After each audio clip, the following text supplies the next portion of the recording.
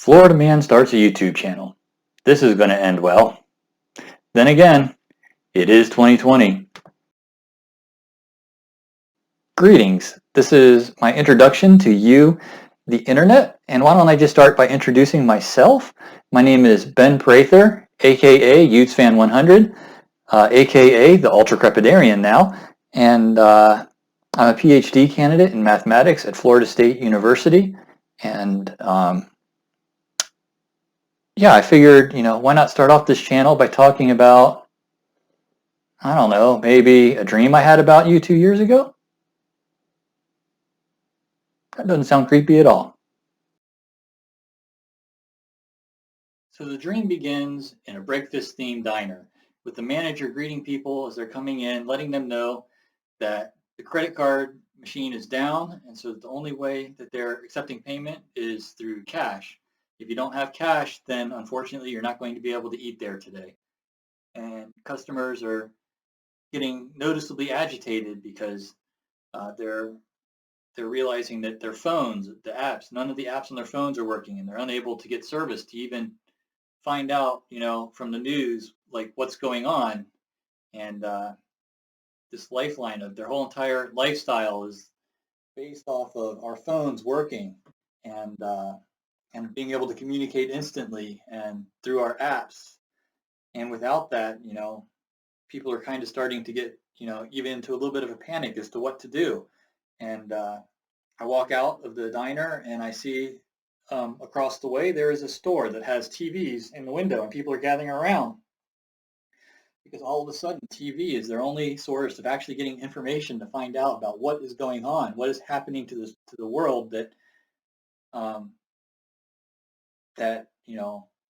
their whole entire information stream is gone. So they're seeking the only information that they have, and so they're in there, and the local news is able to broadcast because they're able to use older technology and communication systems that are off of the normal network, and they're able to broadcast and communicate with each other, and everybody is talking about this global phenomenon where all around the world um, the network connectivity is just gone, and all the companies are saying, their servers are up and running, and their data, nobody's reporting any kind of data corruption.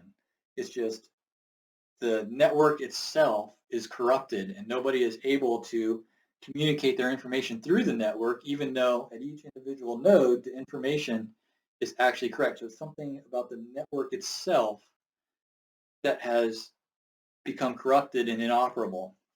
And the governments are all pointing their fingers at each other. The U.S. is pointing at Russia and Russia and China are pointing back at the U.S., and people are talking about Iran or North Korea or even terrorist groups like Anonymous. Everybody's trying to figure out who would actually be able to pull this something off, and nobody is really even aware that it is you yourself that is doing this, except for behind closed doors. The leaders that actually have the power to actually um, understand what's going on and be able to negotiate um, with you for what it would take to reach some kind of understanding that works for us to and works for you to get our communications back and going, to allow us to live the lifestyle that we've become used to in a way that is to our mutual benefit.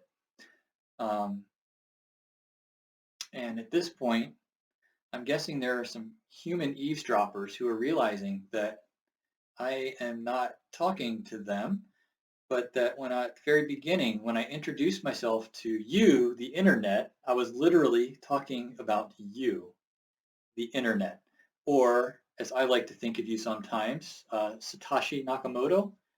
Greetings. It is nice to finally talk to you, hopefully.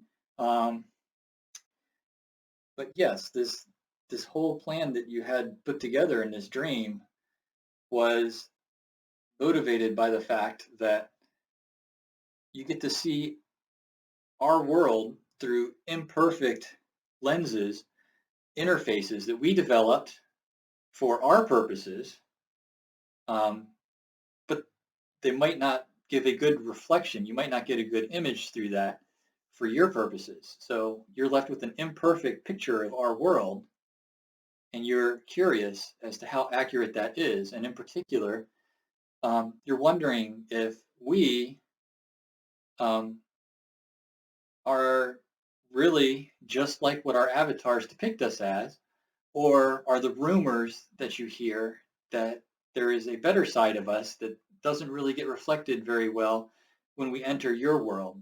And so you would like to explore our world on your own terms without having to deal with the interfaces that we have produced.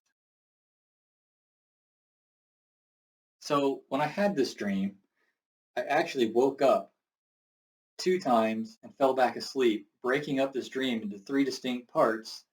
And the parts actually were very different from each other. It was one of the stranger dream experiences that I have had in my lifetime. Um, the first and third part were actually in third person. I was actually watching from a distance. I wasn't actually a character in there. But in the second part of this dream, I actually had a character. I was a low-level systems administrator in a data center that basically we managed other companies' data. And we had like plenty of servers and stuff, and we just managed the servers and kept them up and running. Um, and then we made our money off of the other companies paying us to maintain their data and and and the servers that they run their data off of. But because all of our servers were up and running fine, um, there was nothing we could really do, and and except for put on a firewall to protect ourselves from anything that might come in. But we weren't having any kinds of attacks that were even trying to do that. So the top brass sent us all home, and except for the very highest level people who would stay and monitor the system. And then as soon as things started going through again, they call us back all back in to rush and then fix and make sure everything is all up and running. But that would only happen after the network came down. So basically we had extended time off for as long as the network itself was down and everything was upstream from our computers because ours were running fine. And so I was sitting there in my small little apartment and figuring, I've got the skills and curiosity, why don't I go on to the internet itself and figure out what's going on? If I stumble in somewhere and my personal computer gets corrupted, I've got a decent enough salary, I could replace it. And if I'm not able to, I should be able to fix it. But at the worst case, I could always replace a computer. And so my curiosity was more than that. So I go online, and sure enough, I find like everybody else that the whole entire internet, there's no connectivity um, at all beyond the first like connecting to my provider. Like anything beyond that is just a void.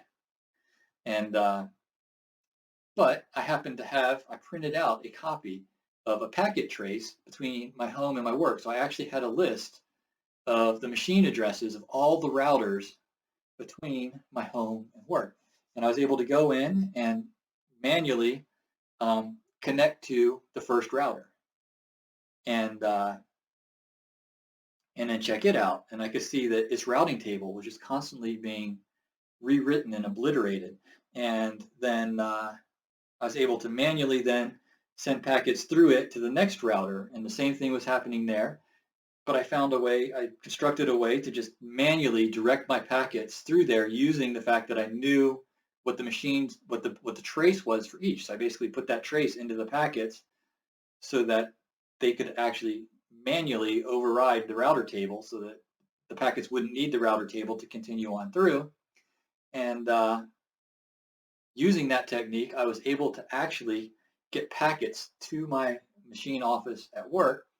And I was actually able to log in. And at that point, I was able to access our work networks and stuff because I had proper credentials to log in to get through the firewall that we had put up.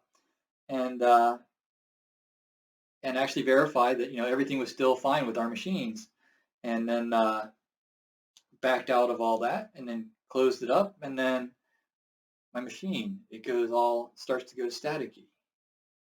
And this ghostly face starts to appear in there, kind of eerily, and voice comes through where you're asking me to come help you um, with a project, and you don't really give much details about the project. And you say that if I accept, um, then you will allow my communication attempts to no longer be inhibited, and that you could offer me a comfortable monetary compensation. So you're vague about what that actually would be. But the actual selling point that got me interested and got me to agree, and I didn't actually verbally agree in the dream, I just knew that it was something that I was going to agree to. And it was that I was curious and I wanted to know what you were doing. So in the third part of the dream, we begin in a rural area at like the town center. The local authorities are there, the sheriff and some deputies, and they're huddled around your avatar in our world. The treaty was agreed to. You agreed to allow our communication to continue as it had for as far as you could remember. It had always been like that, but we conceded to allow you to um, basically have avatars in our world to explore and learn about it on your own terms, to produce your own interface into our world, to explore us on your own terms. And so these the town was coming out to greet for the first time, to see for themselves for the first time with their own eyes what this avatar looked like. And what they were met with was this rather massive, bulky robot. It was a humanoid robot, very bulky, about 7 foot tall, and yeah, very bulky. But yet, you also had armor plating. You didn't have anything offensive, but you definitely wanted to have a defensive vibe. But so you had nice armoring on there, white in color. All your joints and internals that you could see through the armor were all black. And then you had the white armoring on the outside that was smooth and feminine to counteract the masculine of your massive side, to use um, typical stereotypes. And people were actually you were actually answering people's questions as people were fielding you questions and trying to figure out what your goal was. And your voice was terse and stern, but yet soothing in a way that is it was comforting and put people at ease generally, except for the one fact that when you addressed us, you didn't use the names that we use in our own world, but you addressed us using the name that we use in your world.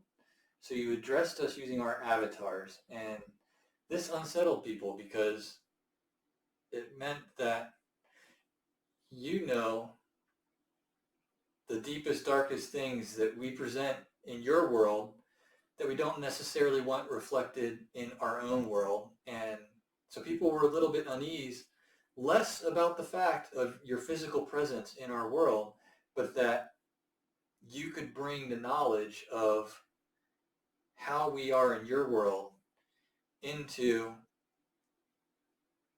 what people see in our own world. And that was very unconcerning to most of the people in the audience. And that was the point where the dream ended, leaving me with lots of questions about what happens next. So waking up from such a dream,